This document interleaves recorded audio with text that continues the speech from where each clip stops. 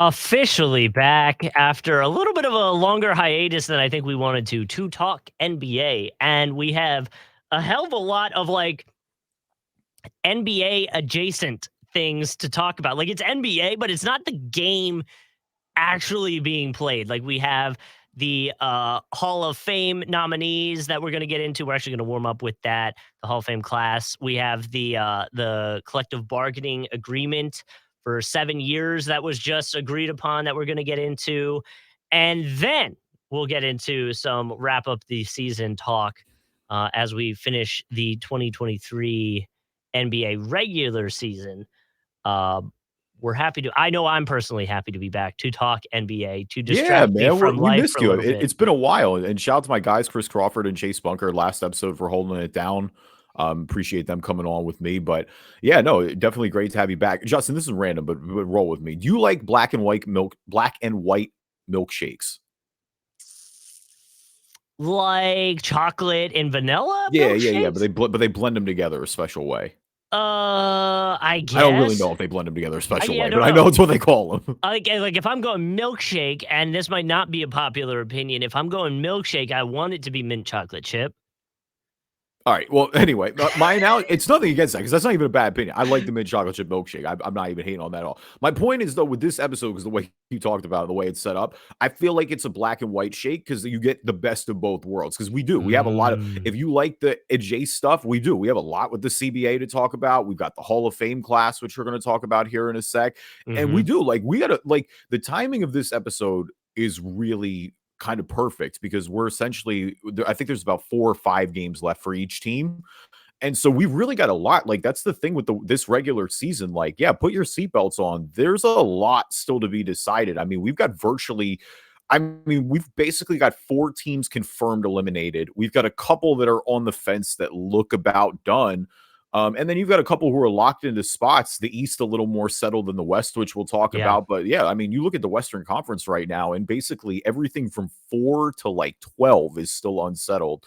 And so there's a lot to play for. A lot of these teams are playing each other down the stretch. So, we talk about the play-ins being these one-game playoffs. A lot of these late games kind of have that intensity as well. Yeah. And I think that's the fun of it. Now, the other thing we were actually talking about this, and you don't have to tell me the answer you gave me, but something that has changed in my life from the last time that we podcast is that we cut out cable. So I've been trying to find like ways to watch NBA games without, cheapest way possible. Let's put it that way. And so I have found that TNT's app will let me watch 9 minutes. Wait, Buddy, I'm just going to give you my cable login. Like, you don't got to stump here on the it doesn't. podcast. But here's the thing: is so like I've been watching highlights and stuff like that because the NBA app lets you watch like those recaps. So I've been able to stay in touch with that. And there's certain games that will be on like ESPN. I have ESPN Plus, so I can watch those. But like what I've been trying, what Nicole laughs at me is I'll watch on like ESPN's app on my phone. I'll have like the stats up, and when I'll see it's in like the final like 3 or 4 minutes of a game I want to watch, I'll go on. If it's on TNT, I'll go on the you app. go Like, check the. dude, and nothing pisses me off more than doing that and it being in a commercial break for 2 minutes. Yo, Justin, I'm gonna give you my cable login, bro. You don't have to live like this. but like what I don't understand is like the Fox Sports app. Like I was able to watch the whole Super Bowl on their app, no login, no questions asked. Like just I mean, play that's the the. Super Bowl. Everyone on the earth is watching the Super Bowl. So I just don't understand why TNT wouldn't just do that and use those numbers of people watching on their app to sell their advertisements. Cause like I'm gonna see the advertisements. It's an actual number you can use. I know like on the radio side of things, I know how that kind of works. So like, I don't know. I don't understand why they would be gatekeeping in a way for their games. I don't know. It's just a rant that I have. We don't have to go down that rabbit hole. There's just some things like I'm trying to convince my family to do YouTube TV with us because I think it's like $60 a month. And if you can have like 3 accounts on there. So really it's like way less than that if you have everybody just splitting it. So that's what I'm working on, but we'll get there. We'll get there. It's the what is it? It's the growing pains of learning life without cable for the first time for us. Yeah, I mean, it's definitely a big change. I have heard great things about YouTube TV. That's not a plugged sponsor, though. If they want to sponsor Yo, us, man, I'm in. so I'm just saying. I Anyway, need it, though. so, like, hit us up. Yeah, no, but the Hall of Fame class this year, we do want to start with that. We want to warm up with that, which I mean, this one is absolutely loaded. It's incredible. From the coaching perspective, you got Greg Popovich going in, player perspective, Dwayne Wade, Dirk Nowitzki, Tony Parker. I mean, just right. I mean, Pau Gasol. I can't think of a one more recently. I mean, I'm trying to think of one player wise. I got to pull up those last couple of classes here, but I mean, you look at those four right away, and it's just like that is absolutely loaded. So one of the things I was wondering, because Pop is on it, Yeah, and obviously still coaching. So I was wondering, like, do you have to be retired or out of the league to be done? And I think that's a football thing, right? baseball is too. Baseball, you got to Baseball, be out for okay, 5 years. They make exceptions. Like baseball made an exception for Roberto Clemente after he passed away, for example. okay. But yeah, that did catch me a little bit off with Pop too, because Pop is obviously still going, he's still active, but like Pop is a no question Hall of Famer. But that's why it's Um, like, well, so then why not just wait until he's retired and do it? I'm not saying he shouldn't be in because I like the group that he's going in with, and I think it's a good like rounded out group. But that was my first thought. There's no debate that he should or shouldn't be in the Hall of Fame. Is I was just like, it feels weird because the dude's still coaching, like he's still doing it. yeah, I mean, you don't want to like obviously if you get to the Hall of Fame, you've reached a certain level, but the star power just I mean, last year in particular, I mean, was highlighted by Tim Hardaway, by Hmm. Manu Ginobili, for example. Again, Hall of Fame guys, no disrespect to them, but when you look at the three guys alone who are grabbing it, um, I mean, really just the two off rip, Wade and Dirk, who Yeah. obviously are just destined to be forever tied together with the two finals matchups going 1-1 each way. Both also tied together uniquely. Never mind, just kidding. I was gonna be like, oh, they were, one franchise icons. I'm like, wait a minute, Dwayne Wade played for two other teams. What am I talking about? I'm like, he played for True. Chicago and But nobody's gonna remember no, D he had a Wade full for his season with time. Chicago. He had a I full season with know. Chicago. I think he only had it was like a half a season with Cleveland before he ended up going back to Zero Miami then and finishing. to me, 0% of the population's ever gonna remember D Wade not on the Heat. Oh, of course. But I mean, Dirk actually was with I Dallas know. his entire career. I know. And Um, and I will say, like you said, like when I think of those two, like I do think of those two as a group, like in that era, I guess, quote unquote, and even Paul Gasol a little bit in that era of basketball. Those no, guys, no, they definitely were. Tony Parker too. I shouldn't leave him out. Like they Well, do feel like they're from that same era Well, together. there's a lot of ties because it's those two. I mean, obviously Tony Parker and Pop going in together, and even Becky Hammond. Like Becky Hammond's been on Pop's staff for a long time before Yeah. she jumped into the WNBA and a excellent WNBA player in her own regard. But so Hmm. Becky has Spurs ties. I mean, Powell played for the Spurs as well. Like I forget, like he had a brief tenure playing for them. Yeah. And then with Powell and Tony Parker, just obviously the international guys. When you talk about some of the best players in the NBA, when you look at the top 10, so many of them are international right now. You look at what Tony did coming over from France, what Powell's done for Spain basketball in those legendary '08 matchups in the Olympics, You for know, example. Like that's a big part of that as well. not to sound like a hater, but you might be right. Maybe a little bit too much Spurs love in this Hall of Fame class. Wait a minute. Wait, how about why is it? I mean, I am a little surprised. Like again, Pop just because he's active still, but I mean Yeah. Becky Hammond's active still too. I know she's not Yeah. from a playing perspective anymore, but like Becky Hammond's still actively Well, coaching I'm in the okay. I'm WNBA. okay with somebody getting into the Hall of Fame for their playing career if they're still coaching. It's Yeah, me like, you know too. what I mean? Like, but if Pop's getting in for his coaching and he's still coaching, that's when I'm like, well, wait for him to be done. The book isn't finished yet. There's still chapters going on. I don't know enough of how long this has been a rule, so I guess I'd have to look at this more, but I do wonder how much, and not to make it sad, but like I do wonder if Kobe's passing played into that too, where it's like, among the 9 zillion other tragedies from Kobe Bryant passing away, he never got a Hall of Fame speech. That sucks. Yeah. Um, Pop is still here, but Pop is obviously quite old at this point and only getting older. So maybe it's like you want to give him his flowers and give him his appreciation now, while you still can. Well, he can enjoy it. Yeah, I get that. So they're going to be enshrined. I believe that's August 11th and 12th at ceremonies. So that'll be fun. Obviously, like you said, the speeches will be fun to watch as well. Yeah, I mean, I do wonder because I don't think Dirk likes Dwayne Wade very much still. Like they've obviously cooled off, but like I really don't think Dirk likes Wade. It's not like, with Magic and Larry, for example, they actively get along at this point. I Yeah, think even MJ, as much as he likes to talk spicy to Magic all the time, like they still definitely like it seems like they enjoy each other when they're in each other's company. yeah, I don't know if Dwayne and Wade and Dirk are there quite yet. So I'm interested to see as they're both because obviously, they're both going to the Hall of Fame. They're both icons.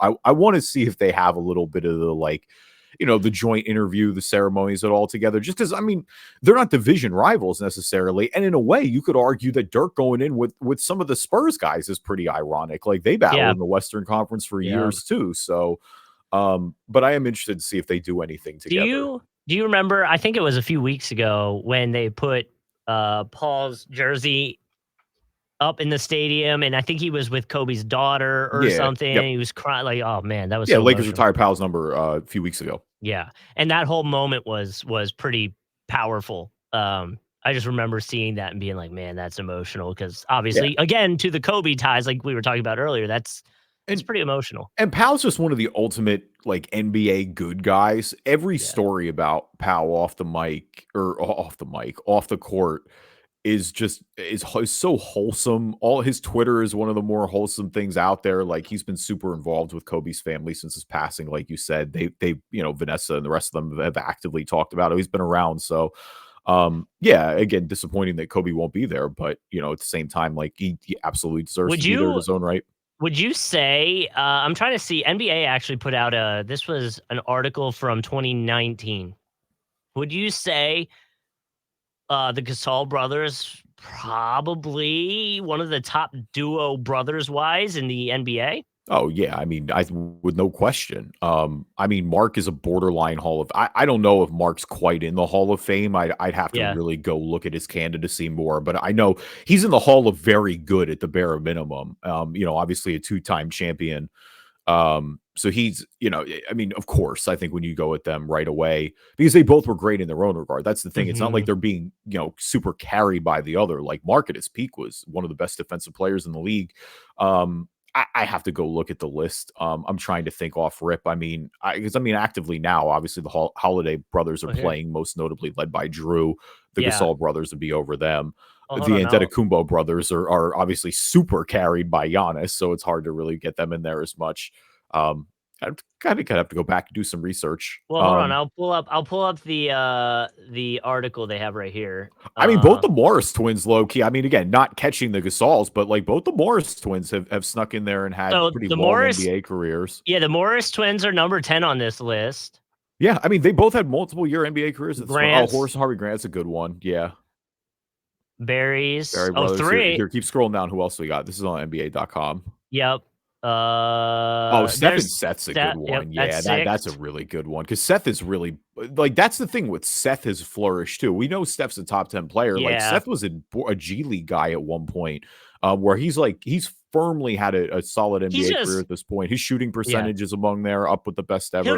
He's just always gonna be like slept on because of his brother comparison. Of course, but like Right. Just no doubt. I think there are a pretty good segment of NBA fans who Yeah. recognize that Seth Curry is a good player in his own regard at this point. Yeah, I agree. Okay, So Bernard and Albert okay. King, that makes sense. Yep. Eh, Alan Dick McGuire. Wilkins, Oh, I forgot that Gerald Wilkins was Dominique's brother. Yeah, that does make a lot of sense. That number checks. 3, number 3. So then Oh, we're okay. going way, way Yeah. back in the archives now. Good 65. lord. Drafted in were they the same year? Yeah. That's sick. 65. And then the Gasol brothers early Yeah, on. okay. So now having looked at that list now, then I could pretty confidently say the Gasol brothers. There's nobody I think is quite catching them. You don't think the Steph and Adetokounmpo Seth get brothers? close. I'll tell you what. Steph and Seth get closer than I imagine, mostly with Steph. Don't give all your points away real quick. Jeez, you're giving the YouTube people a little free game there. I would say now Little I'm gonna stat. rebut all your arguments before they've even started. Yeah, letting you warm up with it. You're not gonna put the Adetokounmpo brothers on there? Giannis might get him there alone. That's what's crazy. I mean, all three of them being in the league, it feels like you have to give it a little bit of consideration. again, like the other two don't really get off the bench. So what are Oh, well, one did for a headbutt.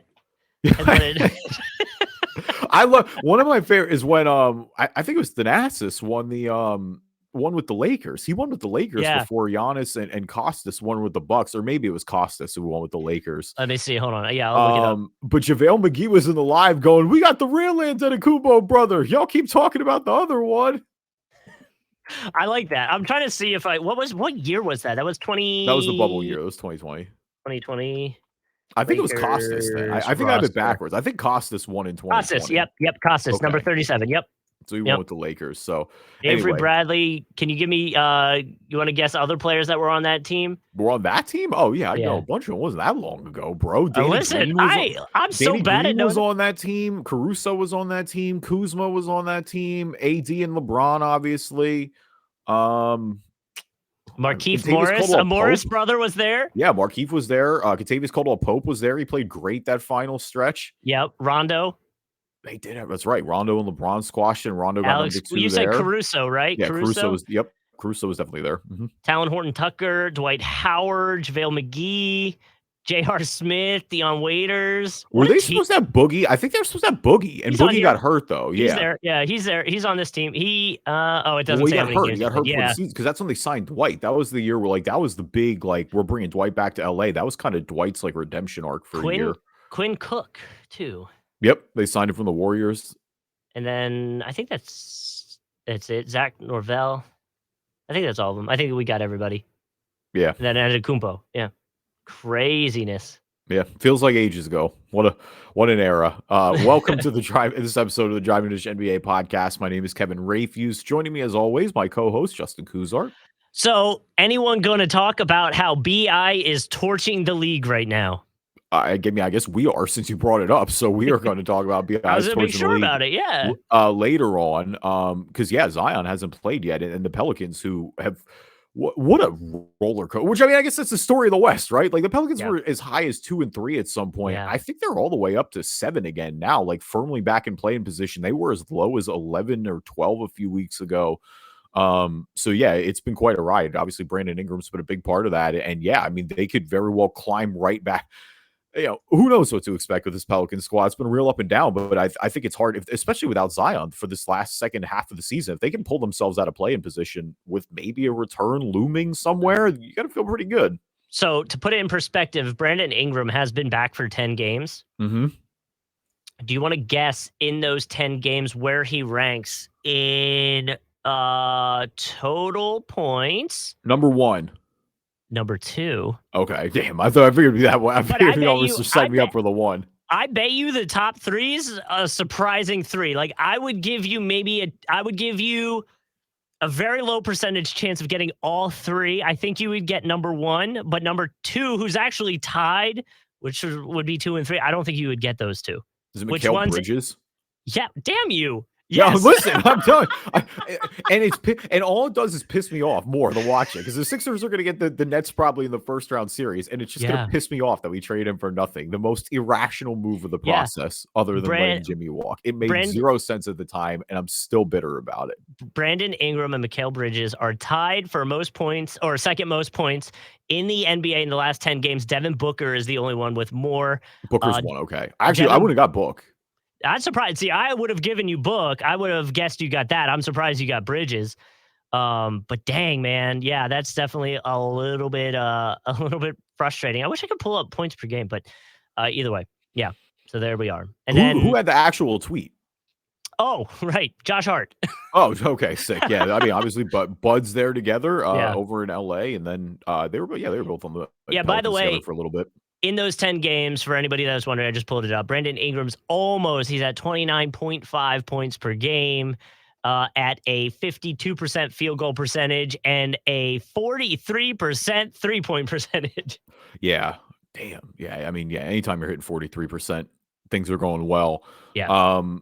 Like I said, and we're gonna get eight into that a assists. little bit later with the Western Conference. It's been all over the place. The Pelicans surge in here late. Yeah, I mean, really, you lose one game, you can go on a well literally. confirmed into the playoff Yeah. position, and then out of it. I mean, there's about 3 teams in the Western Conference who can confidently say they feel safe with being out of play-in position, and that's something we'll get into a little bit later, of course, with Denver, Memphis, and Sacramento.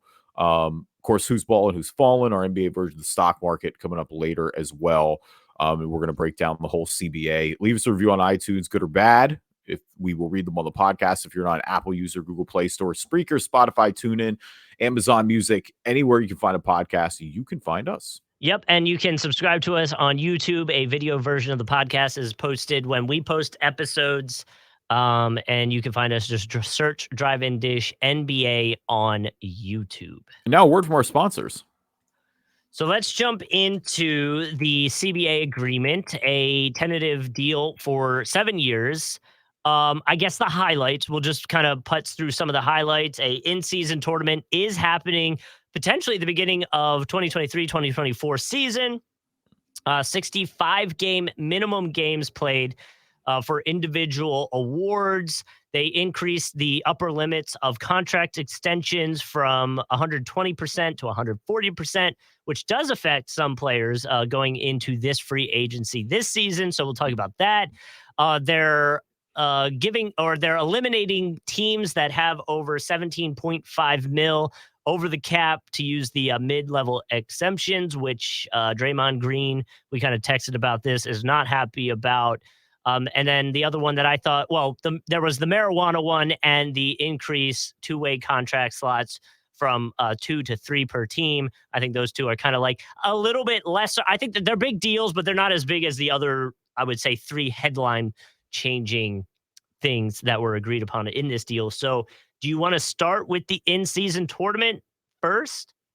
Yeah, I guess we'll start with the good with the bad, because I kind of have a lot of bad things to say about this. So, Mm. but I do like, and it's crazy because a lot of people bash the in-season tournament. I actually like the in-season tournament. I think it'll be fun. It's low stakes.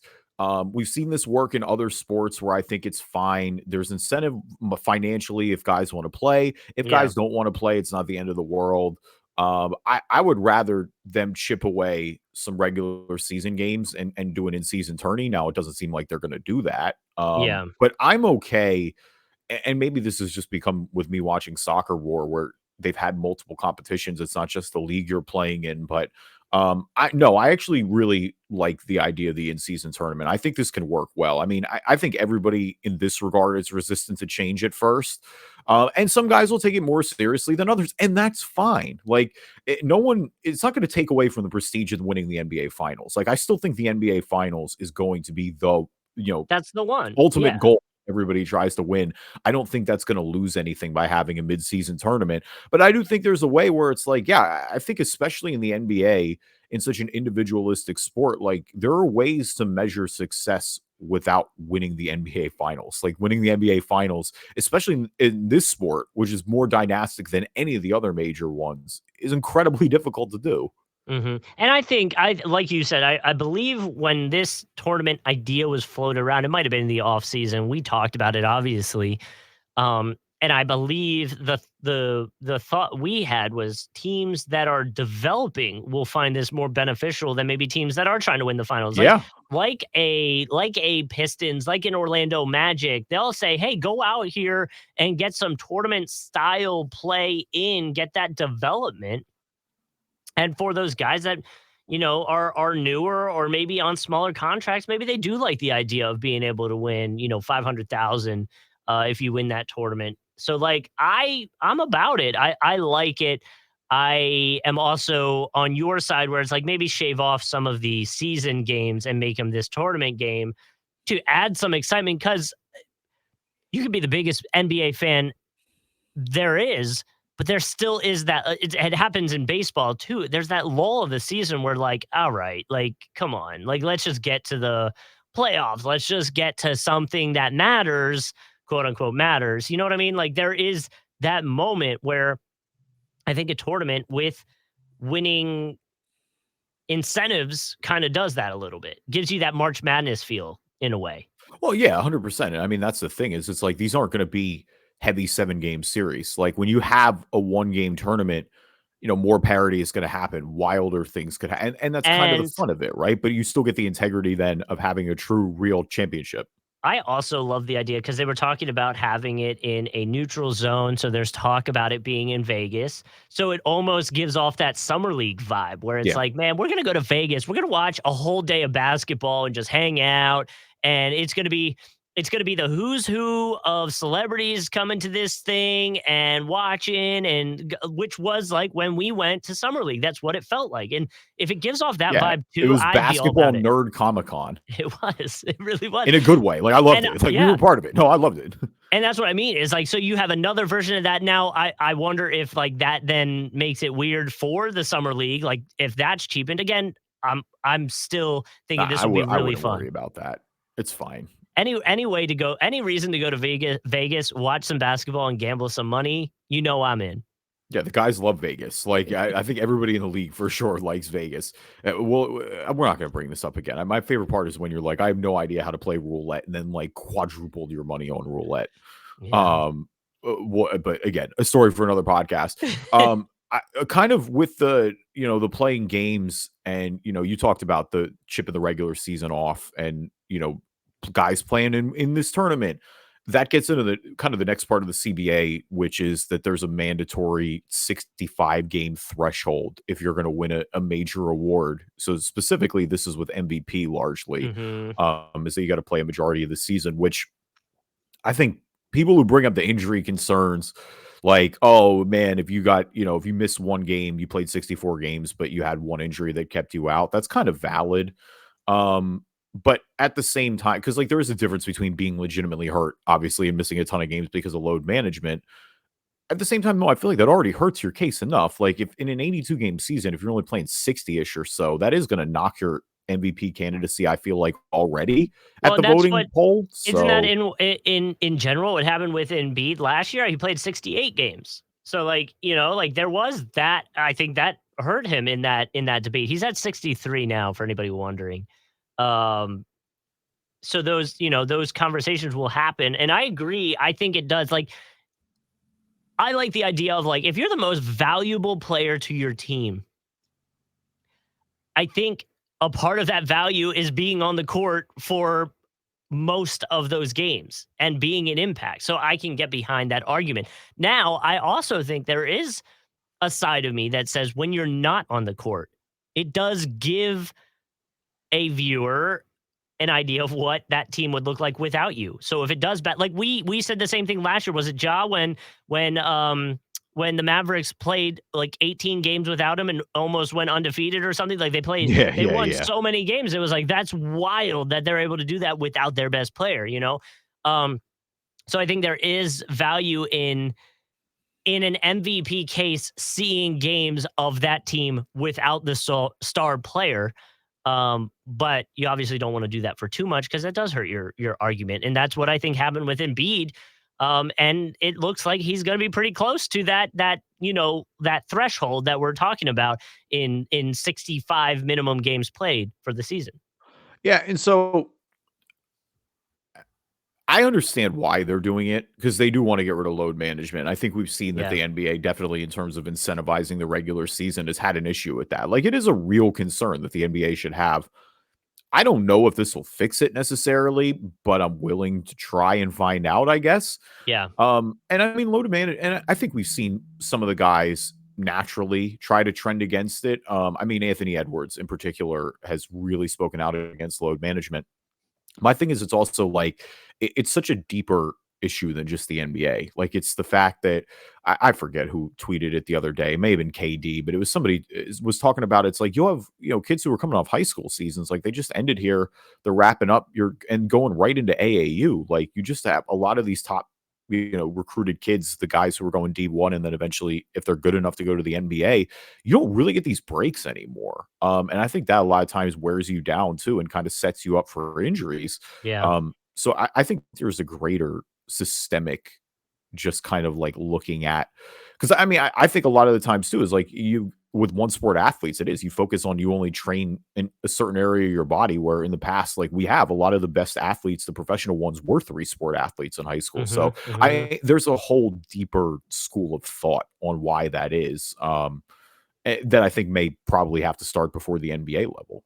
And, it's also worth mentioning, we already talked about Bridges, but he's on pace for 83 games this year. Dude, it's crazy because Mikal Bridges is like he's been everywhere, obviously, which is wild. He's on pace for 83 with the extra. And he's played every game of his career. Like that is truly commendable. I think the one NBA streak that probably doesn't get talked about is like he's nowhere near AC Green's Iron Man streak. AC Green played like 1,400 NBA games in a row without missing one for injury. Like and it's just remarkable. Like it's Yeah. remarkable to never have gotten hurt one time during that run. Like so Yeah, much went into it. And credit to Mikal Bridges too, because he was the same way at Nova. Like when he was in Villanova, yeah. he was playing all Well, these it's games too. even with that many games, it's like you didn't get sick once. Like not once were you Yeah. sick enough to like, hey, maybe especially in this day and age, it's like, hey, take this one off. I Just chill, mean, take a hey, break. the best ability is Is to be there. availability, as some would I say. I agree, and that goes into the MVP debate and being there on the court and making sure it has to be a minimum of, in this case, 65 games.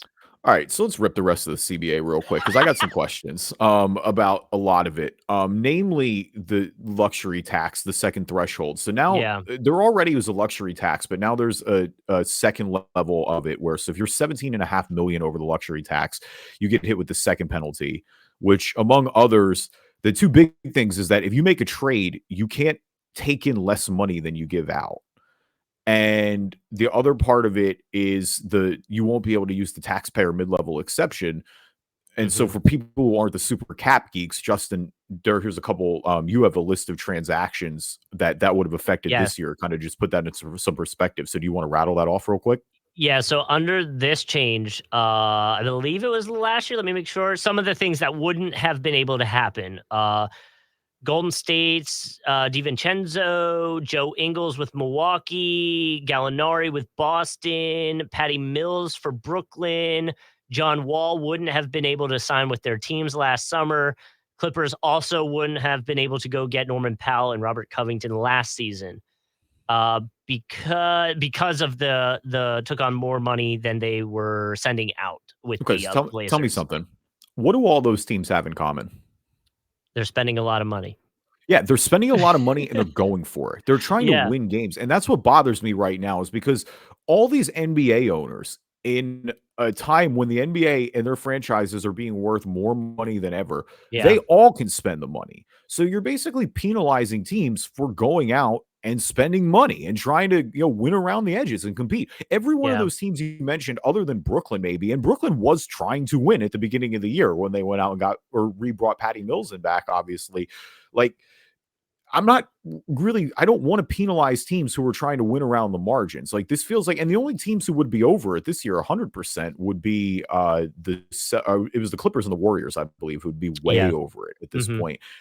I don't know. To me, it feels So, like because all these owners are billionaires, they all could spend the money. They all could go in over the tax and be able to take the hit and more than recoup the money when your teams are successful. So I don't know. I don't want to me, this rewards billionaires being cheap.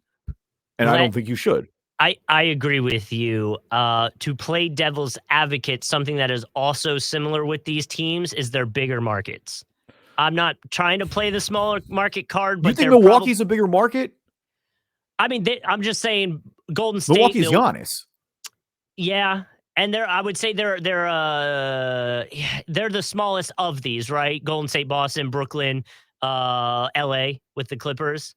So like I get what you're saying. Milwaukee would be the exception probably in this, but to that is you have potentially the best player in the NBA on your team. So like you're saying you have to go for it. Yeah, but give them But credit though. But they went for it, and that yes, matters. They haven't I been afraid, agree. and that's only rewarded them. Wes Edens just sold his minority share in that team, and it was worth like 4 times what he brought it for. Why does I that agree. help? Because they won. Obviously, Giannis is a big part of that, but they got Drew Holiday. They made sure they kept Brooke Lopez. Mhm. They got Bobby Portis. Like you said, they used the taxpayer-funded MLE to go out and get Joe Ingles. Like you don't need to be in a big market to win in the NBA anymore. And you're right. No, Some of these teams are traditionally, but Brooklyn's second fiddle in that city. We all know I this. agree. And so yeah, it's I mean, even the Clippers. The Clippers are second, they're the second team in LA. Um, I don't know. I don't like I mean, that's just basically my thing is I think any of these small market teams can do it. And you can have I mean, San Antonio is one of the bigger cities in the country, but it's like San Antonio consistently churned out 20 years of great basketball. That's not your typically, quote unquote, big flashy market. And they were Hmm. successful for a long time. I think if you spend the money, you can be successful and it doesn't matter where you are. Like Is it? the name of the game is so global now. Like you don't have to be in Los Angeles to get endorsements anymore. I agree. Do you think this is more of a like a try to keep it homegrown talent like the Spurs did, like Well, so draft, keep your that's guys? gonna be that it just becomes more important now. I think that's gonna become the byproduct of it, is you're right. You Hmm. really gotta hit it on the head now. Your draft picks are more important than And I ever like that really. from You're, like I finding like that. cheap rookie contracts, two-way guys, Yeah, like you mentioned, which is a part of the CBA that I do like, is it three increasing of them from now. 2 spots to 3 spots is, I think, good for everybody. It allows guys to go get, guys who are 13th, 14th men on NBA rosters who you want up there in case of emergency and who need to get reps with you, but also you give them the optionality to go down and play G League ball where they can get reps and play meaningful minutes. You get the best of both worlds. I think that part makes sense. Yeah, and Um, I but yeah, like you gotta the nail those. They matter now more than ever.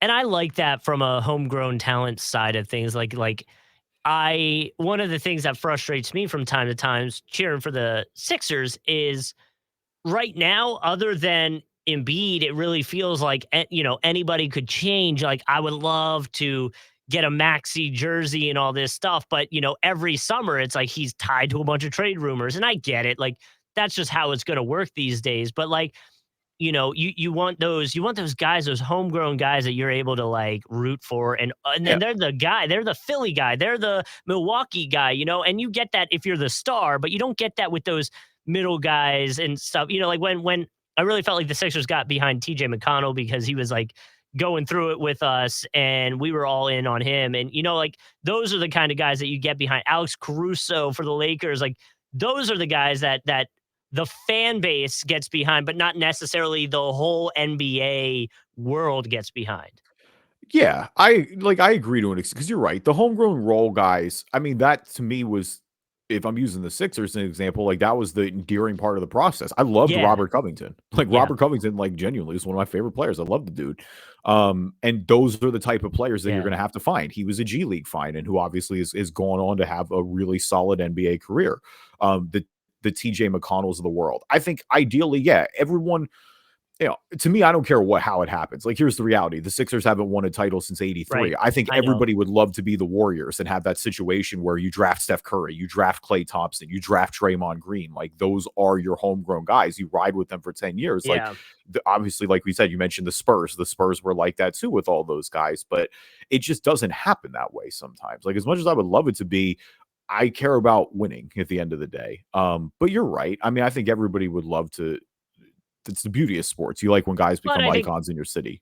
I think the counter argument to that would be the Warriors, right? Is like they did do it essentially with homegrown guys, yet they're still in this situation where they're trying to, they bring in a DiVincenzo and they have to Yeah, the work Warriors around have these. always maximized. They've always the Mhm. Warriors and their fans have been critical sometimes, mostly because again, that's part of being spoiled with success, I think, as well, Yeah. about, Yeah. guys that they may have kept or wouldn't have kept, and maybe with having the two timeline system per se, with trying to balance, when Wiseman was there and what now with Kuminga, for example. Mhm.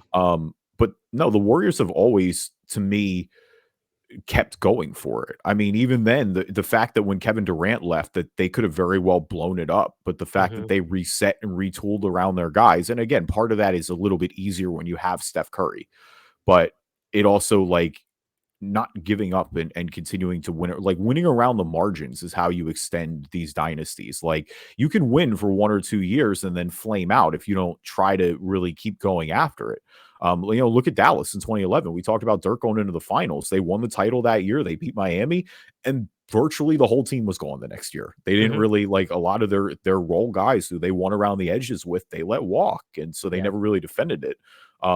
And then not from a role player perspective, but most notably letting Tyson Chandler walk, who was such a huge part of that team. But um, that's my point. Like those owners have all gone for it. Even the non-successful teams like the Clippers, I know they haven't won the title, but they've been in the mix They're every year. going I for want it. to Yeah. fault them for not going for, yeah, if spend your money, Steve Ballmer. Like that's the point of owning a sports team. I don't to me, I know it's a business, but I don't understand if you're buying into a sports team, why you don't want to spend to get them to win, especially when winning is going to make you even way more money than you could imagine.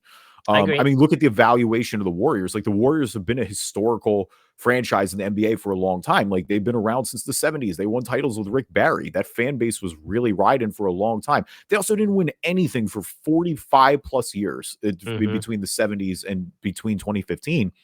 But look at what the valuation of that franchise has done since Steph's come in, and what it's done, and where it's at now, where they're the most valuable in the entire league. Like winning, like uh, what's again, not to be cliche, but winning cures everything. Like I Yep. don't, you take the short term hit to win long term, and that's what I don't understand with some of the billionaires here, and why I think it gets a little frustrating in that regard with the MLE taxpayer exception. Like I don't want to. I don't want to knock teams that go for it. Is I just agree. basically my big takeaway. I know I'm kind of sounding like a broken record with that, but word. Well, and so another way that the players, I guess, could be considered winning, I believe, on this one is increasing the upper limits of the contract extension from 120% to 140%. So, for example, like Sabonis, this season is the final year of his 4-year contract, which was signed in Indiana for 74.9 mil in 2019, but he could sign an extension with the Kings this summer. And under that, with it being at 140%, um not 120%, he could now sign, or beforehand he could sign it at 111 million. He can now sign it for 121 million, which means he would earn around 30.3 million per season in that deal, which I believe free agency signs happens July 6th. So we'll see if he does that. So like that's a way where players are getting a little more money, right? Yeah, the players are getting more money there. That's fine. There are a couple things like so the other big portion that's being talked about here, which I'm completely of opposite opinions on in these two regards, are the restrictions or the loosening of restrictions, I should say, on marijuana and on Yes. gambling in particular. So Yes. players are no longer going to be tested for marijuana. Players are allowed to invest in cannabis companies, Sure. all that stuff. I am completely okay with that. I have been pro that for a while. I think guys have been doing it off the record. Just get it all out in the open. It's I legal in can't a wait number of for the states right first. now. What would be a good player like pot endorsement? Well, Sean Kemp's already doing it. So, like, Oh I know yeah. he's got it. I'm trying to think of, oh, God, you know, You you're know what putting I me on the mean? spot, but you're right. Like there's got to be a good one, right? There's got to be a good one we're not thinking of. I will have a better one as I think about this more, but just because Like you mentioned him earlier, like Rondo's rolls or something like that. And he's got Rondo's pre roll, rolls. Luca's Luke inside edibles or something Oh, he's got to like. sell, no, he's got to sell hookahs with them in them. You got Oh, to sell, Luca's he's got to be hookahs. hookah Yeah, Doncic for real. that's Um, a good one. No, I mean, and so that part of it, I'm completely okay with. I have zero just like issues with that at all. Letting NBA guys invest in gambling while they're actively playing, That I think is a seems massive ethical red flag. When you have, I mean, this is a league that had the Tim Donaghy scandal not that long ago. Like, you already have sort of, I don't want to say it's a crisis of officiating with the credibility of it. I don't think it's quite at that point, but I'm going to have a lot of questions sometimes with some of the, I don't know. To me, yeah. and again, I think a part of me Let's is like it's a vice, put it in the open, but the other part of me is like I don't know. When you're actively playing, I think it's a little weird that well, you're getting like invested in a gambling company. you're gonna run into what I It's a guess. big ethical concern. Yes, because like obviously the NFL had a situation. There's a wide receiver on the Jags now who was Yeah, Calvin gambling. Ridley's pissed. Yeah, Calvin Ridley be like, "What the hell?" But I agree with you. Like that, we're already joking about NBA and NFL scripts and everything being rigged. All I need is for, some crazy upset. And then you find out that, the Barstool app was running a special on the Kings winning. And it just so happens that Sabonis is, a stockholder in that. So, like, I agree. I get what you're saying. Um, by the way, I found a Reddit page from 9 years ago that asked, "What are some possible NBA related bong names?" Well, I mean, LeBron James is the easiest one. Dikembe Mutombo. That's not bad. By the way, Shaq 100% going to be all over this. There's no way he doesn't have an endorsement like already lined up, Dude, right? we've already. I think that's one of the things we talked about on the podcast of all time. Like Shaq is the greatest endorser of all time. He's Shaq- 150% gonna have something like that. Shaquille O'Neal. Oh my god, Shaquille O'Neal is crazy. Wow. Seeing if there's anyone. Bogdan Oh my god. Bogdanovich. Let's see. I'm just seeing if there's any other ones that come up. Charles Tokley. All right, all right. You're We're trying. reaching. Hakeem Olajuwon. That one's a little bit better than Charles Tokley. Oh, Charles Tokley. Oh, because my bad. I thought that was a Barkley pun. Never mind. With Charles Oakley, that works a Yeah, lot better. I Oakley. was thinking Barkley. I was like, that doesn't work that well for Barkley. Yeah. Either way, though, pretty crazy. Lot going on in the CBA. I hope the gambling thing isn't as bad as it looks on paper. Yeah. All right, who's balling? Who's falling? Our NBA version of the stock market. We always like to start with the good before the bad. So I will start this week. Well, all right, fine. You got one more. What's the one more? Someone put, I named mine Raymond Felton, so I'll remember to get food before I smoke. Jesus, man. And that's crazy because you can tell that's from like when was it? When did you say that was from 10 9 years years ago? ago. Yeah, that feel okay. That because that's a very 9-year NBA Twitter joke. I think there are a lot of people who probably forget about that one. All right, balling for me this week is LaMarcus Aldridge, who is officially retiring. This is actually just to remind me, this is his second Second time, retirement. He had the medical one in 2021. For a heartbeat thing, it was like a heart, not Yeah, it was a heart palpitations, condition. but it was a heart condition, right? Yeah, but he ended up coming back, thankfully, and finishing out on his own terms with Brooklyn. But yeah, I mean, really solid NBA career for LaMarcus Aldridge. Most of it spent with Portland, also time with San Antonio, and then a little bit with Brooklyn. 7 All-Star appearances every year between 2012 and 2016, 2018 and 2019. 2-time All-NBA second team in 15 and 18, 3-time All-NBA third team in 2011, 2014, 2016. Career averages of 19 and 8. Of course, immediately everyone right away is going, is LaMarcus Aldridge a Hall of Famer? I don't know. I have to, again, do the math a little bit more. My initial thinking is no. I think LaMarcus Aldridge is in the Hall of Very Good. Like, LaMarcus Aldridge had an excellent NBA career. Like, he had everything that you could have asked for. I don't know. He doesn't jump to me as like a Hall of Famer, though, necessarily. I don't know. He was so good in Portland, though, right? He was, but it was, I mean, we're again 2 second team, 7-time All-Star. Like he had a really, really good NBA career. I would actually love to compare him. You know, hang on, let me work on something while I'm talking about this. But yeah, LaMarcus Okay. Aldridge. Either way, like we said, Portland was his most notable tenure without a doubt. I mean, he got the big contract. He was San Antonio's first, like, I mean, because that was in the They were like Kawhi his, years. yeah, There, he there was was their the first, first like like, big money free agency signing. yeah, it was like the, yeah. I remember talking about it too, being like the Spurs never go out and get the big name. And in a way, that was them going out and getting the big name and kind of started the switch over for the Spurs a little bit. You So know, maybe his Hall of Fame shot might be better than I thought it was, honestly. yeah, Because I'm looking at him compared to Powell and Powell's numbers. he And would, Powell's a dude. little better. I think it was underrated what he was doing in Portland though. Like we forget what he was doing in Portland. Yeah, I don't think it's that I forget. It's just that I look at like who are the best players in the NBA at any given time. Yeah, And like LaMarcus Aldridge is up there, but I never like I don't know. The Hall of Famers, like when I think of locks, and I guess maybe I'm biased by by this one year because you have like guys that are just locks the way that Dwayne Wade was, the way that Dirk Nowitzki is. But would you say I he mean, yeah, was? you know what? Yeah, you know what? I'm going to take this back because I'm looking at Powell's numbers right now. Like Powell won the title twice, obviously, but LaMarcus Aldridge had one more All Star appearance. They both had 2 All NBA second teams, 2 All NBA third teams.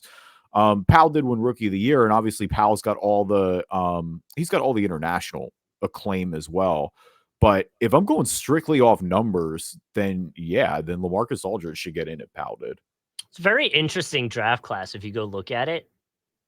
The 2006. Aldridge, Bargnani. Holy moly. Oh yeah, Borgatti Brandon not great. Roy, Rudy Oh, Gay, Brandon Roy. We don't got to do that again. Oh, Brandon Roy just makes me sad. JJ Redick, Stephalosha, which by the way, Philly drafted. Um, just throwing that out there. No, I feel you. No, I Rajon remember that. Rondo at the 21 pick. Would you say Aldridge is the number one in his Kyle Lowry at 24? Yeah, I would. It's either yeah, I mean, Millsap is the best value in this draft. Millsap at Millsap's way down 47 is there. crazy. Yeah, Yeah. that's a great pick I'm at trying to see if I 37 or missed anybody 47. else. He might No, be I the only mean one. the top 5 would be the PJ guys you. Tucker at 35, but I'm not saying I wouldn't put him No, longevity the wise, I the guess. top But 5 would be in some order would be LaMarcus Aldridge, Brandon Roy, Rondo, Lowry, and Paul Millsap. no JJ Um, Redick. JJ Redick would be 6 to me. Okay. He'd Okay. be right behind him. But I think all those guys we just mentioned at their peak were a little bit better. Shannon Brown. Brandon Roy, it's tough because he gets hurt. I think Brandon Roy is the best overall player from this draft, but again, he got hurt, so I think Yeah. you wonder how that plays out. I also feel like honestly, Jordan dude, Farmar. I might Remember take him? you forget about Rudy Gay. I might take Rudy Yeah. Gay over JJ Redick too. That's fair, actually. That's That's fair. That's probably Foy, yeah, that would be my Foy. 6 and 7 though, without a doubt. Like there's no planet where JJ or Rudy Gay go lower But I than think that. And I think PJ Tucker would be probably the next guy after that. And I think this puts it in perspective. The points totals throughout their careers, right? LaMarcus Aldridge has like significantly more points than even Rudy Gay. Yeah. Like significantly more points. Yeah, no, I mean, I believe that. I mean, honestly, like as weird as it is, like Millsap would almost be the comparison. I know Millsap's been a little smaller. But that's what I'm saying. Even Millsap has like almost 5,000. Yeah, about 5,000 more. I'm just trying to do quick math. Less points than Aldridge does. Total for the career. Man, poor Portland. Again, just injuries because it's like you had Aldridge and Brandon Roy. Like that's such a good draft for them, and it just Brandon Roy got hurt. God, that stinks. Yeah. And I'm probably not going to make Portland feel better with my fallen, so I'll go to you first for some balling. Who we got? My balling is going to the Beam team. Beam team, baby, light it, light the beam. Beam team, dude. I'm so excited for them officially ending the drought. They haven't been in the postseason since 2006. 2002, 2006. Oh, this says no. Oh, no. 02, Justin. I got. Oh, okay. I got to check CNN. They have a whole thing. This whole article. Oh no, CNN was fake news. CNN. No, it's 2002. Yeah. Dude, Sacramento. Yeah, it says the Sacramento Kings have made the NBA postseason for the first time since 2006. No, 02. Whoa, CNN, what's going on? Yeah, 02. It's the longest drought in professional. Well, it was the longest drought in professional sports. Now it's the now it's the Jets, which is surprising. I know the Jets have been kind of bad recently, but like the Jets made an AFC championship a decade ago, so it's pretty crazy to think. Though I guess to be fair, the Kings made the conference finals the last year they made the playoffs and then haven't made it since. But yeah, either way, the fact that to not just end it, but to end it the way they did, where it's like they're by far the feel-good story of the NBA season. Like it's not just they snuck into the play-in game. Like they're one of 3 teams in the Western Conference where you look at it and you go, yeah, no, they're sitting pretty. There are no play-in questions. Like they're going to win the Pacific Division pending some like nuclear Chernobyl level collapse here. On the last 4 games of the season. I think they've got a 5-game lead on Phoenix with 5 to play. Okay, I got it. I figured out what it is. The last time they won a playoff game was 2003-2004 season. They were in the playoffs and lost to the Spurs in the first round of 2006. So that's what happened. They made it. No, really? It says they did. They played the Spurs. I'm trying to see if I can get some info. They lost. I don't think they won. They lost 4-2 in that series. I really thought it was. I thought it was 0-2. Well, I guess that's when they won it. Yeah. Tony Parker. Let's see. Tony Parker led scoring. Yeah, the Spurs just absolutely whooped them the first 2 games. First game was April 22nd. They lost 88-122. April 25th, they lost to the Spurs 119-128, got a little closer. Game 3, Kings won 94-93. You want to know what's crazy? Who do you think their best player was that series? Or like by win shares? Who do you think it was? On the Spurs or On the on the? Kings. Well, I keep seeing Wells. So was it? No, Brad, dude. How about Brad Miller? Holy moly, dude! Wow. Yeah, So Brad okay, Miller so was CNN wasn't totally all off. right. CNN was right. They just didn't paint the whole picture. No, that's me. Um, No, that's me. That's definitely I was looking at the win number. so by the way, I pulled up a list of the number one because I work in radio. Here are the number one songs, just a list of some of those songs that were number one on the Billboard charts in 2006. Oh, I love '06. Let's hear him. You're Beautiful, James Blunt, March 11th was Okay, number one. Sean Paul, Temperature. Holy moly. great. Laffy Taffy was on this list at some Oh point. my god, Laffy. Rihanna's SOS, Hang on, Laffy Taffy was number one. January 14th, That's crazy. 2006. I can't believe that song was number one. Holy crap. Yeah, Yeah, that's Ryden, what. Chamillionaire.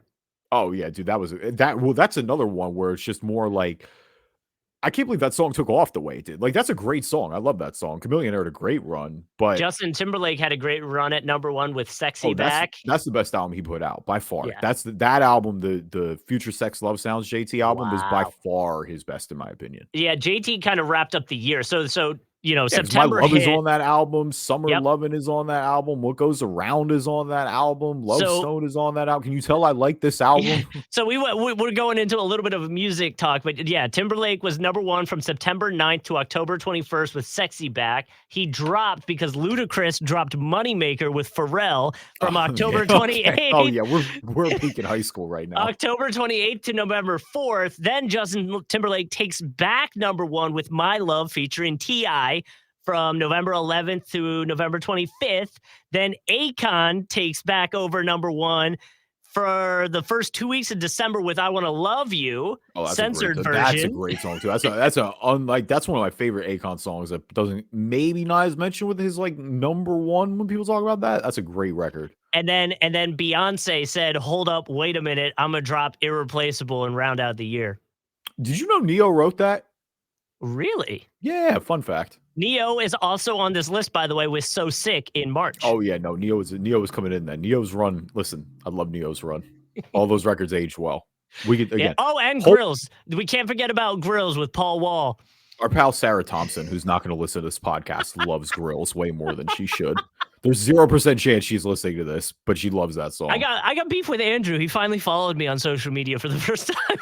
I don't think he follows me on Instagram still. So I've literally gone on vacation internationally with this kid, and I don't think he follows me on Instagram still. Yeah, so. I was laughing the other day. I was like, who is this Andrew that? Oh, I was like, dang, he didn't follow me.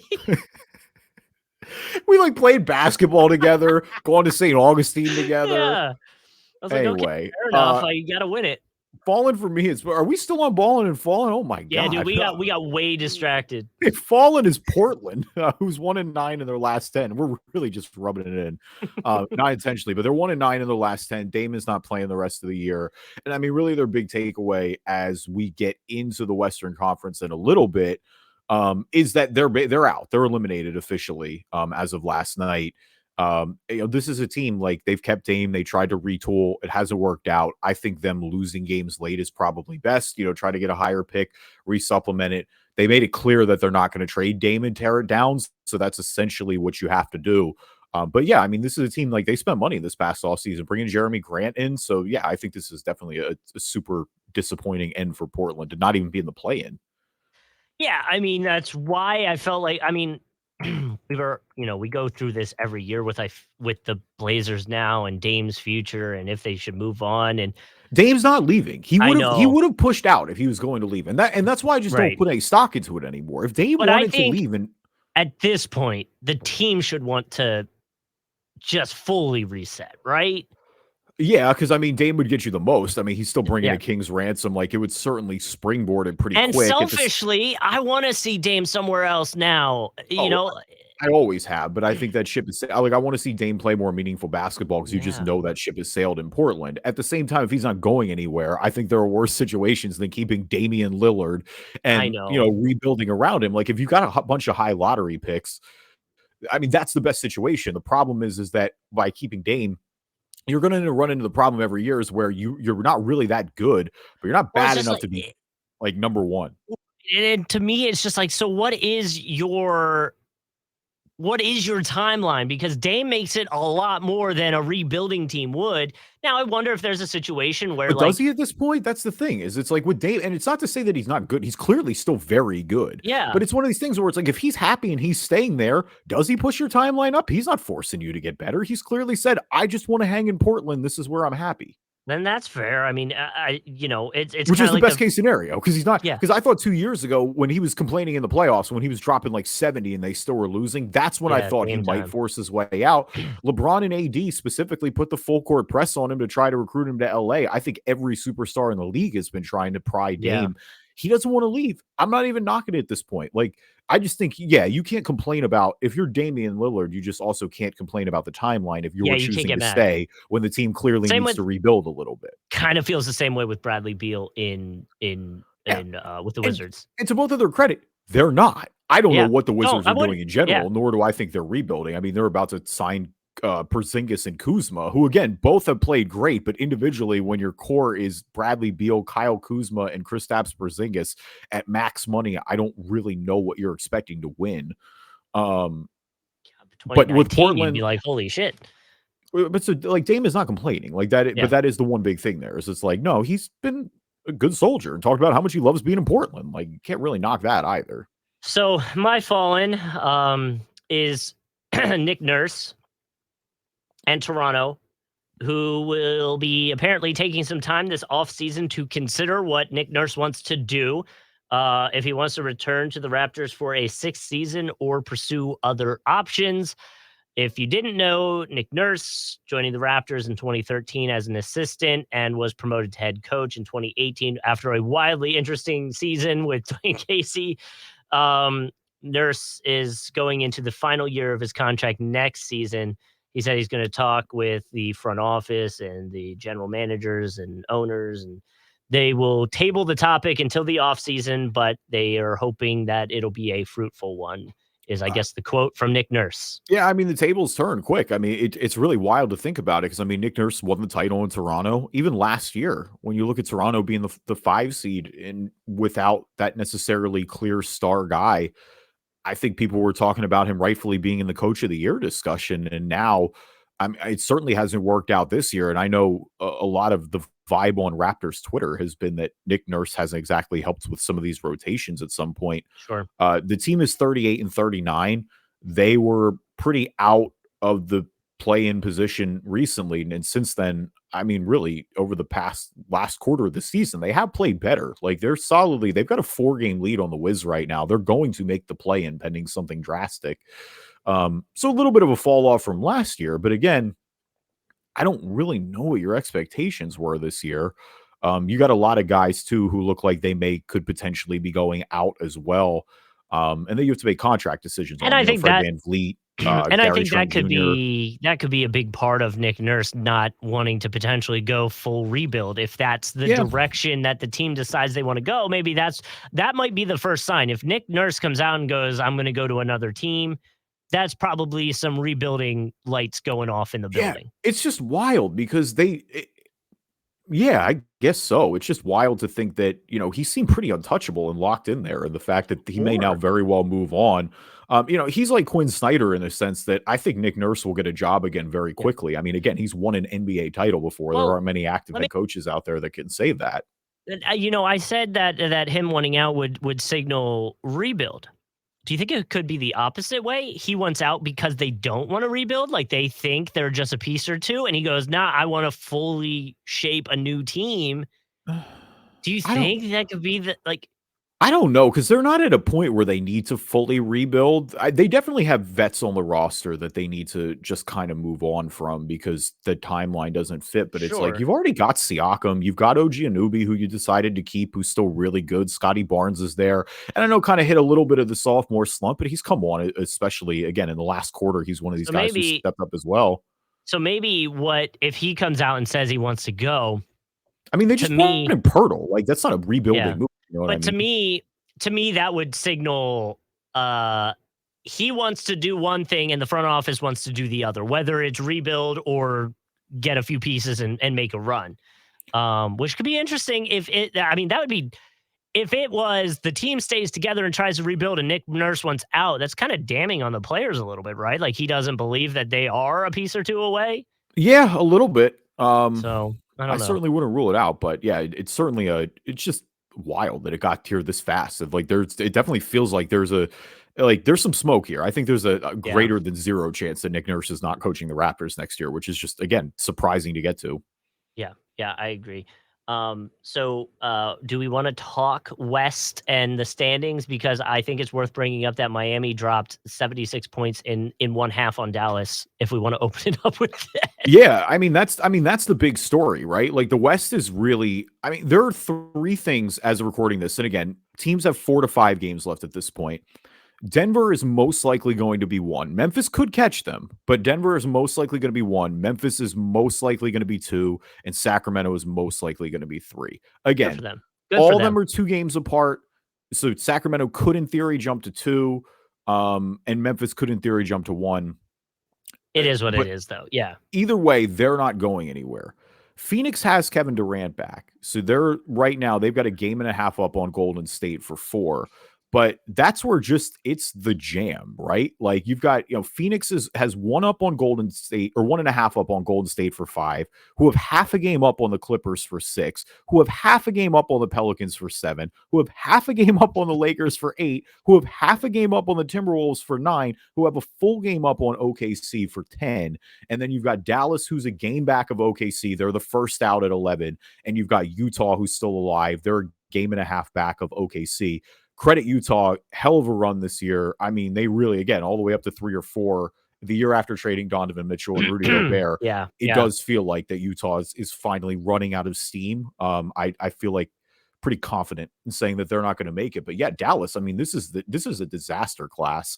And it's defensively. And that was the concern when you traded for Kyrie Irving, right? It's like you would just go in and they basically, I mean, when they traded Dorian Finney-Smith, they already weren't that great of a defensive team to begin with. You more or less traded the only plus defenders you have. And so now, unless Luka and Kyrie are giving you 50 points a night, which they certainly are capable of, but um, you're just running out of gas, more or less. And it's, a lot of the knee jerk reaction has been to blame Kyrie, given how the situation and with the season has gone and how up and down it's been. Kyrie hasn't been the issue. He's been basically, I mean, he's been doing his job. He's been averaging over 25 points a game since going there. Hasn't been an issue off the court, has been moving the ball around. Like, he and Luka, I think, had a little bit early on with figuring out just because both of them are so ball dominant. But to me, Kyrie Irving's not the reason they're losing games. It's the fact that they gave up all their depth to go get Kyrie. That was the fear you had. You understood why they took the swing. But Yeah. yeah, Well, I mean, and it's already. that's why I was gonna say, you look at even just that Miami Heat game that happened, I think it was last night Yeah, as last of night. recording this. Like you said, Kyrie, 23 points, 8 assists, 3 rebounds. Luka, 42 points, 10 rebounds, 8 assists. And then you got Tim Hardaway Jr., 31 points, 7 assists, 6 rebounds. And then after that, the next person's like Christian Wood, 8 points, 1 rebound, 2 assists. Like, Yeah. whoa, And like whoa. Christian And then you Wood's got Reggie Bullock, 2 points in 23 minutes. You got Powell, 2 points in 17 minutes. Josh Green, 0 points in 22 minutes in this game specifically. I know things change, but like, dude, wow. none of them can defend, really. That's the issue, is that none of them are plus And defenders. to that point, this Heat game that we're talking about, Bam wasn't playing, and Tyler Hero scored 3 points in that first half. So, Yeah. like, yo. Also, Miami's been in the mud offensively recently. Yeah. Like, that's been the issue with Miami. Like, we'll get into Yeah. Miami a little bit as they're fighting for playing as well, but it's like they haven't been able to score. It's everybody. Charlotte played Yeah. without LaMelo, went in and dropped a zillion points on I Dallas think the other night. Like, they had to go in and fight for their lives to win that game. To that point, the Heat, to that point, Cody Zeller dropping 20 points, 8 rebounds, Kevin Love 18 points. Like, it's the big guys that off this just game depth chart, you see the big guys are the ones that are putting in points here. I think there are teams with obviously much less inspiring outlooks than Dallas has, because Dallas employs Luka Doncic. Yeah. But when I talked about the Kings as being the unequivocal feel-good story of the year in the NBA. It's pretty clear at this point that Dallas is the feel-bad story of the NBA. Like, this is a disaster. I mean, to make the conference finals last year and you're running a very real risk of not making the play-in. I mean, they're 3-7 in their last 10. They're the losers of 2 in a row as of recording this. I mean, I'm pulling up their schedule here to see how they close here, but the problem is it's like you don't really feel like they're going to be the favorites in any of these games. Like they're No. again, you're struggling to go out and beat Charlotte, who's not even trying to win games at this point. You've got Atlanta next, who again fighting for play-in position. They're going to be actively trying to win. Sacramento, and then you've got Chicago and San Antonio. So you got a little bit gifted with those last two, but even Chicago's played better recently. So I don't know. You can't feel good about it. Yeah, just giving up a zillion points. Yeah. Again, even though their last game against San Antonio, it took a 137 to 128 overtime win to squeak that out. Like Christian Wood is a decent shot blocker, but he doesn't really do much else defensively. Everyone they had is gone. And it wouldn't be as much of a disaster if Kyrie wasn't potentially walking this year. But now you run the risk of you did this for a half season of Kyrie and you let him go for free. So now you just got Luke. Now you got an angry Luka and no way to supplant it. Like the best Hmm. case scenario, because believe it or not, the Mavericks still owe a pick to the Knicks, their first rounder this year, unless it's top 10 protected. As crazy as this sounds, Justin, there's probably a better argument that they should lose out these games and just get the top 10 pick, at least try to add somebody to the roster. Because if you give your first rounder then away to the Knicks and Kyrie walks, Yo. that's pretty much like your peak worst case scenario right Yeah. now. Yeah, to that, I mean, Luka's dropped out. Luka was like MVP favorite at the beginning of the season. He's still in the top 10 now, but you've got like Sabonis over him, Tatum Yeah. over You him, can't have an MVP Giannis. that's not making the playing game.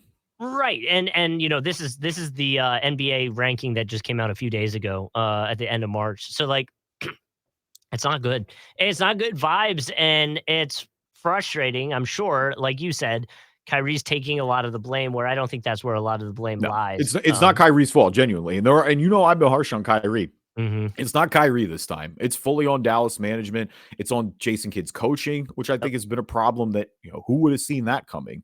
I mean, Lucas said it, and this is where you start to get alarmed, is where Lucas like, I'm not having fun. Basketball used to be fun for me. I'm Yeah. not having fun right now. You're on watch. Like Luka wants to win games. If Dallas doesn't get any better, especially with maybe some of that, maybe, and that's the downside to having the taste of success that early in the playoffs. But I mean, he's been making the playoffs every year. You're in deep, deep trouble if you're not, quick. Because if Luka goes, that franchise has nothing. Yeah. So I would say right now, they're probably and you alluded to this, they're the disappointment of the season. Yeah, I without a doubt. I don't think there's anybody really close. In terms of everything else at the West, because I mean, Oklahoma City's playing with house money. Minnesota is definitely not playing with house money, but I think they get into the play-in position. The Lakers, I mean, that's been again, what a turnaround. We were all really rightfully hard on Rob Pelinka. Give him credit, man. He did a great job. This Lakers team, I'm not saying they're going to win the West, but this is a significantly more dangerous Lakers team. If they're able to get out of the play-in, Mhm. do you want LeBron James in the first round if you're Sacramento? Sacramento rightfully should be the favorite. Yeah. But though again, But who still, do I want if I'm Sacramento? They're going to avoid Phoenix, which I think is I don't want Phoenix with Kevin Durant. Um, we'll see what happens with the Warriors and the Clippers. yeah. Clippers, you got to watch Paul George's health. Warriors, again, can turn it up in the playoffs at any time. Their depth doesn't feel as good this year. The Pels are, of course, interesting without doing this without Zion. I think But has to make you feel really good.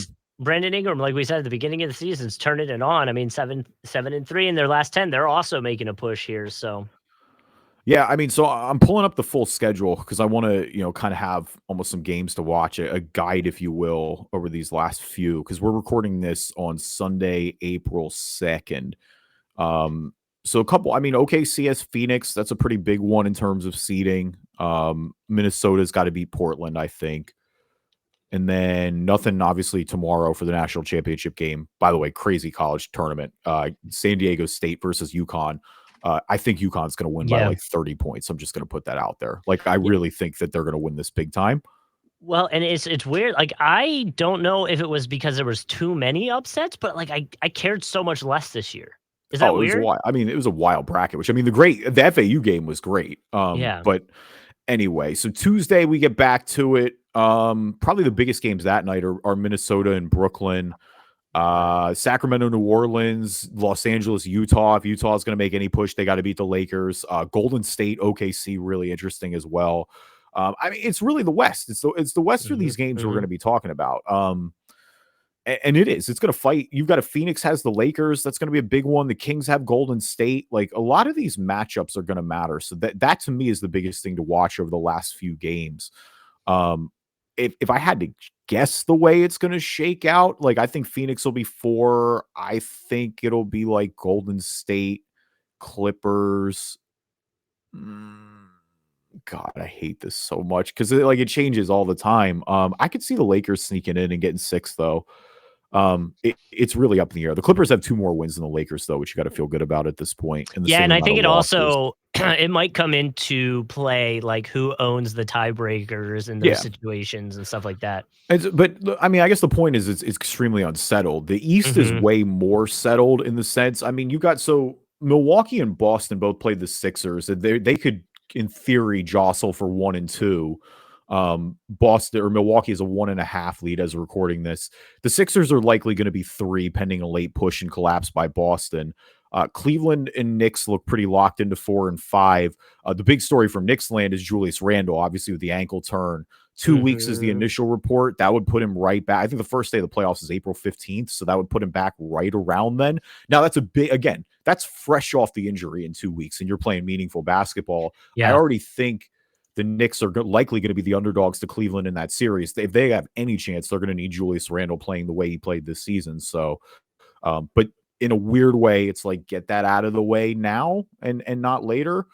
And then you've got, I mean, the biggest thing to watch really, because all the play-in teams aren't, they've all got a 3-game lead on the Wizards at this point, or 4.